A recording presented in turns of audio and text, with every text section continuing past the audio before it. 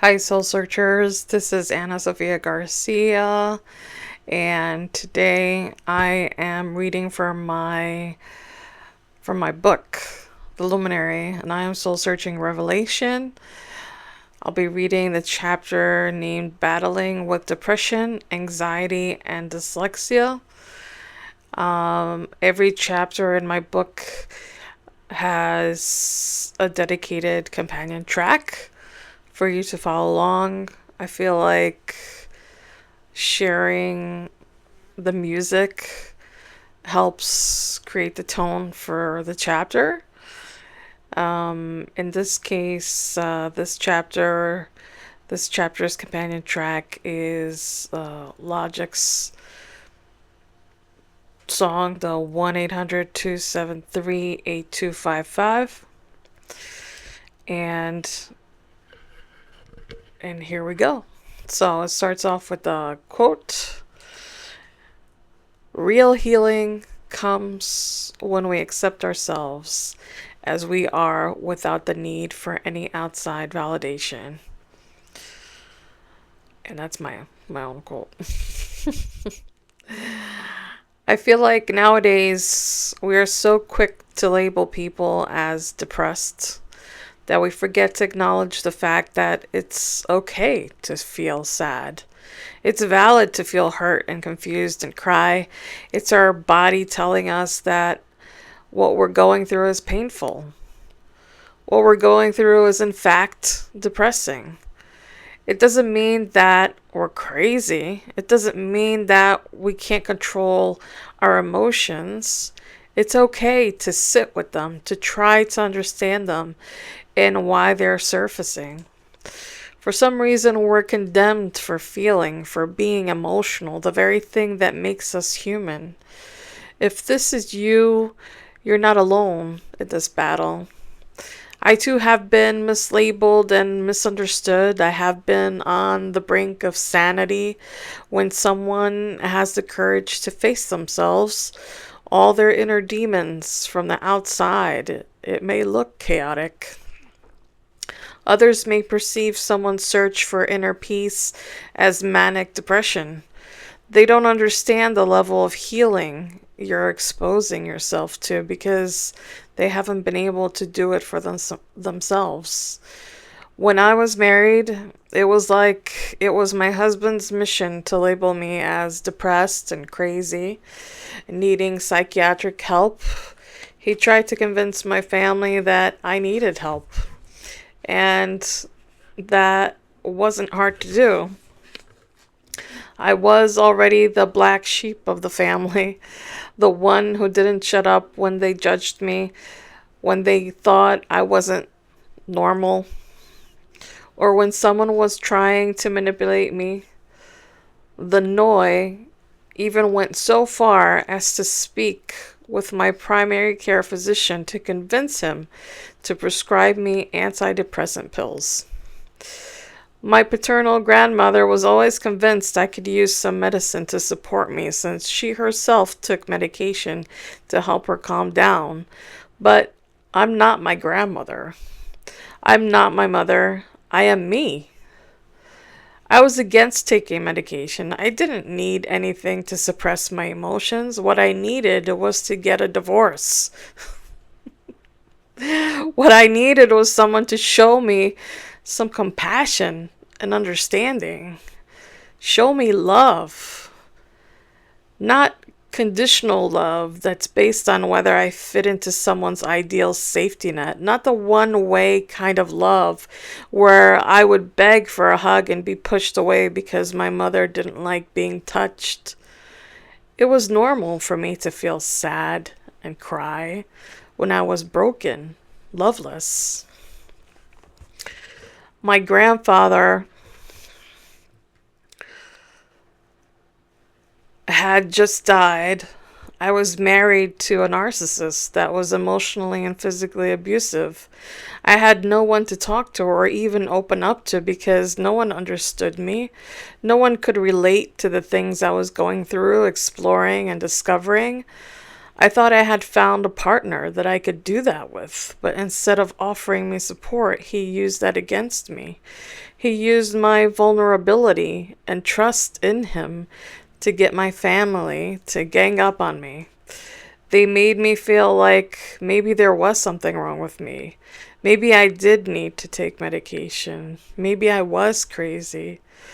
I gave in. I gave into taking antidepressants. I gave into thinking maybe I was out of my mind. I even went to see a psychiatrist. I asked my mother to go with me because I desperately needed healing. I really needed her to own up to her shit. I scheduled an appointment for me and her, but she never showed up. My dad did show up for me, though. Both of us talked to the psychiatrist separately. It was a release for me. I finally could tell someone how I felt, how my parents made me feel. But it really was no use if my mother wasn't going to treat herself. She's the one that really needed help. I was just trying to pull myself together after years of abuse. The psychiatrist said I had some kind of heart murmur. He had me do a bunch of testing. To this day, I think it was all bullshit. I think some doctors really play with people's vulnerability, and I know a lot of other specialists and coaches do as well. He had me believe that I had some heart issue, and he prescribed me some medication for my heart for a problem I didn't have. On top of that, he prescribed some antidepressant medication. Sometimes we give our power away to people who we believe are helping and guiding us. We place trust in people that don't have our best interests in mind. Until we begin to trust our intuition and take our power back, we're not broken. We're just trying to remember who we truly are. We're trying to heal and release the trauma that's been holding us back. My dad went to the pharmacy and brought home a bunch of boxes of medication. It was probably a year's worth per the doctor's prescription. It was probably, sorry, I already wrote it. I just thought to myself, why would anyone prescribe so much medication? Wouldn't they have me try it out first and see where it goes? My dad thought he was helping me. At least he showed up for me, unlike my mother. I started taking this medication trusting that somehow it was going to help me deal with my life. That somehow this was the answer even though I knew it wasn't. The doctor's secretary had warned me that I'd get a reaction of sorts, but I shouldn't panic. It would be alright. What the fuck? It was like he was doing some covert experiment, and that's really what I think he was doing. His patients were the guinea pigs to experiment on his possible new breakthrough in psychiatry. After a week or so of taking these medications, I got a reaction, all right? I was at work and suddenly I felt I couldn't breathe. My heart started racing like crazy, and I was in immense pain. I felt like I was going to die. I left work immediately and called my mom. She was on vacation in Portugal at the time. She rushed me to the hospital. I could tell my mom was actually worried about me. I could tell how nervous she was. She could see I wasn't okay, and maybe she was feeling guilty. Who knows? She has never really opened up to me about much. They took my blood pressure and I think they told me everything was okay. And I was thinking, well, I'm not fucking okay. They really weren't going to do anything for me until my mom asked them to please help me. And then they got me on IV, and that's when I finally calmed down. It was one of the worst experiences of my life. I really thought I was going to die. I felt like with every breath I took, I was fighting for my life. I stopped taking the medication immediately, and I threw away all the depression medication. This was not the way to solve my problems. I had this aquarium, an average-sized one. It had guppies in it and a bunch of other colorful fish. I loved just watching them swim back and forth. It was soothing and calmed me down. One day my family was in the living room while I was in a kind of trance observing the flow of the fish. My grandmother was like, "Look, look at her. She's not okay. She's just staring into the aquarium." In my mind I said, "Really, Grandma? How is this not okay?" Part of me wanted to just burst out and tell them how stupid and ignorant they were. The other part of me deep down inside just wanted to be seen as I am, accepted as I am. But I knew it didn't matter. I knew they would never understand me. So I just stayed in silence watching the fish. I just let them think whatever they wanted to because in the end it didn't really matter. Slowly, I lost my voice. Since I was a child, I buried my thoughts and feelings inside, and when I tried letting them out, no one was ready to receive them, so I kept them to myself.